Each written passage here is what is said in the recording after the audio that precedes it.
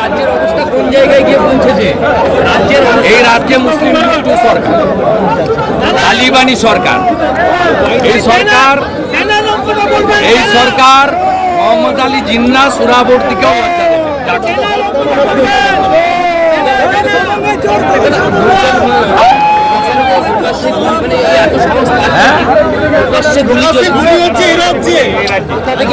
সাহস পাচ্ছে। এই কারণে তৃণমূল হলে কিছু হবে না। আপনি দেখেছেন রবীন্দ্রনাথ ঠাকুরের ছবি পুড়ালো, তাকে অ্যারেস্ট করা গেল না। কখন অ্যারেস্ট হলো? তৃণমূল তাকে পার্টি থেকে তাড়ালো। যদি ধর্ষণও করে, খুনও করে, যদি তৃণমূল হন আর যদি ওই ভোট ব্যাংক হন, মুসলিম হন, তাহলে পুলিশ হাত দেবে না। তৃণমূল সাসপেন্ড করার পরে অ্যারেস্ট হলো।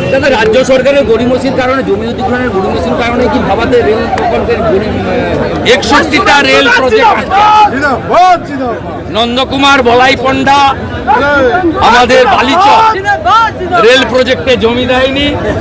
বাঁশকুড়া থেকে ঘাটা লিডপালা রেল প্রজেক্টের জমি দেয়নি। 61টা রেল প্রজেক্টের জমি দেয়নি বলে আজকে পশ্চিমবঙ্গে রেল প্রজেক্ট হচ্ছে না।